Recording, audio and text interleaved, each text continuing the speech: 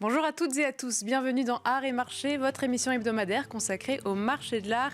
Et aujourd'hui, elle est consacrée à 100% à l'intelligence artificielle et son lien avec le marché de l'art. Pour l'actualité, nous revenons sur le projet de règlement européen, l'AI Act. L'intelligence artificielle a été validée à l'unanimité par les pays de l'Union européenne. Et Sidney Chiche-Attali, qui est avocat spécialisé en propriété intellectuelle et en art numérique, va nous décrypter son impact sur les droits d'auteur. Pour l'interview de la semaine, nous nous intéressons à l'IA comme outil pour les professionnels du marché de l'art, utilisé bien sûr pour les plateformes e-commerce et le transport d'œuvres d'art. Amaury Chaumet, CEO de The Packager, sera notre invité. Bienvenue à tous et à toutes qui nous rejoignez tout de suite, c'est Art et Marché. La question de l'IA et des droits d'auteur inquiétait le monde de l'art depuis plusieurs mois. L'AI Act a été validé à l'unanimité par les pays de l'Union européenne et apporte un cadre réglementaire salué par l'ADAGP, la Société des auteurs des arts graphiques et plastiques. Et Sidney Chiche-Attali est avocat, il est avec nous en visio, il est spécialisé dans la propriété intellectuelle et l'art numérique. Il va nous donner quelques détails sur ce cadre. Bonjour, donc rapidement, est-ce que vous pouvez nous donner les contours de ce cadre réglementaire validé par les pays de l'Union européenne? Bonjour et merci pour votre invitation. Effectivement, un projet de règlement européen sur l'intelligence artificielle a été voté par les 27 pays membres de l'Union européenne et par le Parlement européen il y a une semaine maintenant.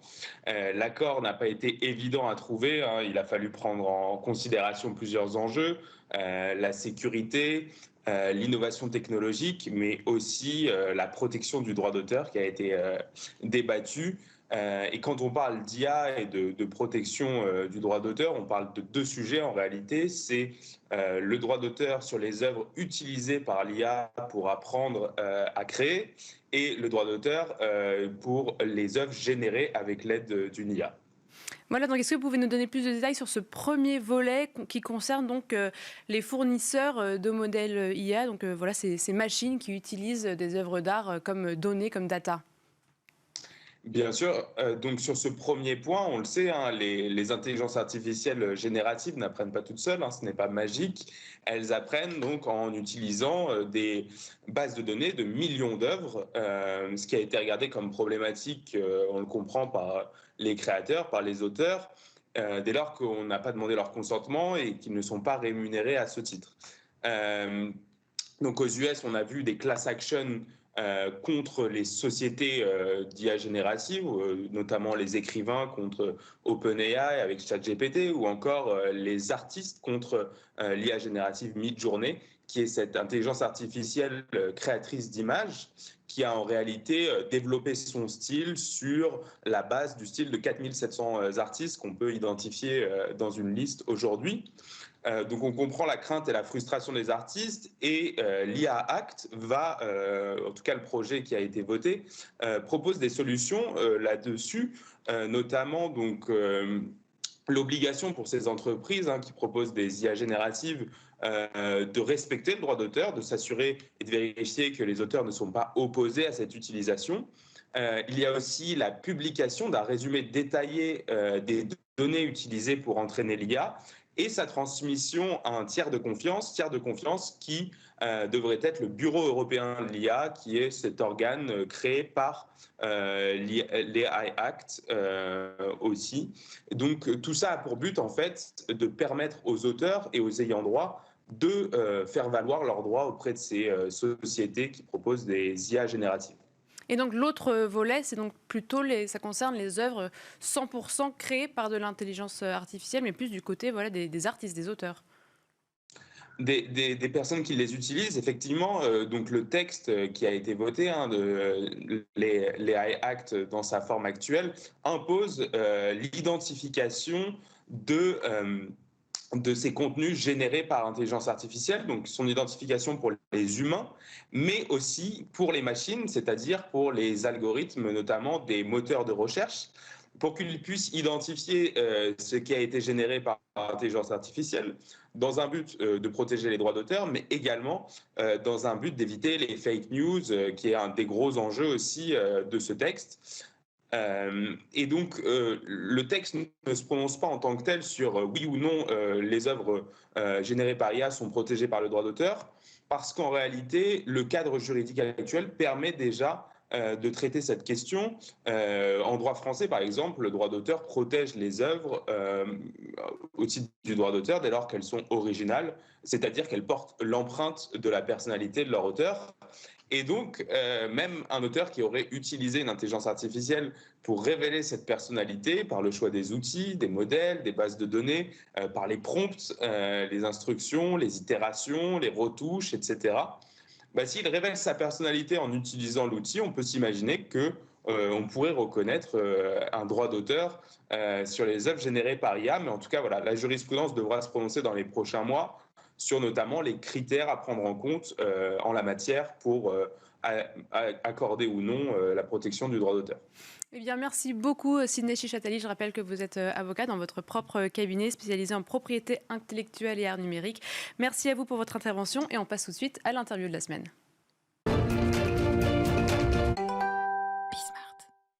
Et pour l'interview de la semaine, je suis en compagnie d'Amaury Chaumet, qui est CEO de The Packenger. Bonjour, merci beaucoup d'être avec nous. Bonjour Sybille. Donc vous êtes CEO de The Packenger, une start-up dédiée donc à la logistique dans le monde de l'art. Est-ce que vous pouvez donc nous expliquer avec plus de précision ce que fait votre start-up et aussi surtout comment est-ce que vous avez intégré l'IA dans votre solution? Alors, The Packenger, c'est une entreprise qu'on a créée il y a 4 ans maintenant, et l'idée principale était de proposer une offre de transport sur des plateformes e-commerce qui vendaient des objets vintage, d'art, de collection, des objets qui n'étaient pas emballés à l'origine, qui n'avaient pas d'emballage industriel. Et donc, il n'y avait pas de proposition de transport, puisque pour pouvoir calculer un transport, il faut que l'objet d'abord soit emballé pour avoir ses dimensions définitives et ensuite calculer le transport. Moi-même, j'étais dans le transport d'œuvres d'art depuis de nombreuses années. Donc, j'ai eu cette idée et on a monté un algorithme qui permettait de calculer cette transformation. Voilà, la transformation de l'objet entre un objet à nu ou non emballé et un objet emballé.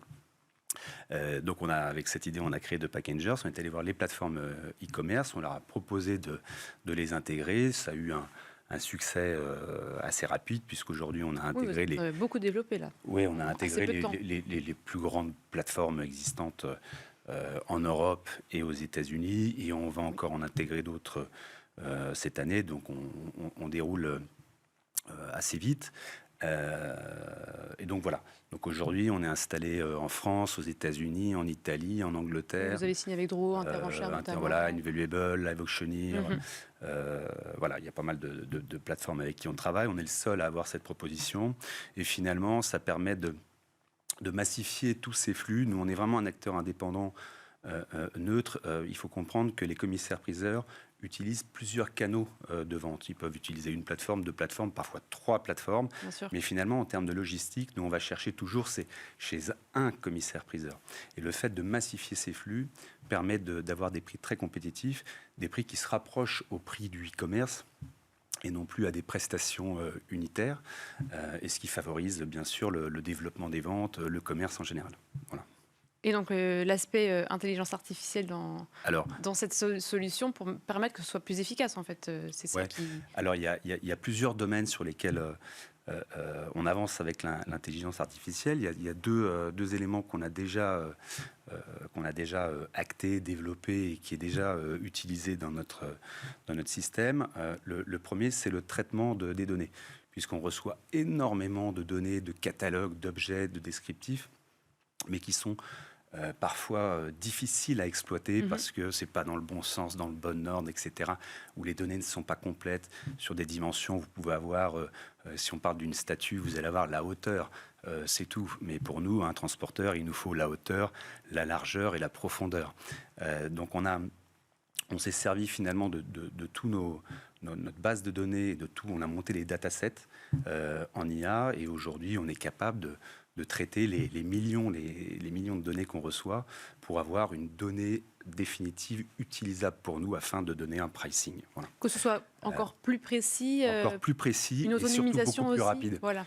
Puisque là, c'est instantané. Voilà. On est capable de cleaner, d'ailleurs cet outil on l'a appelé le cleaner, on est capable de cleaner des centaines de milliers de données de manière quasi immédiate.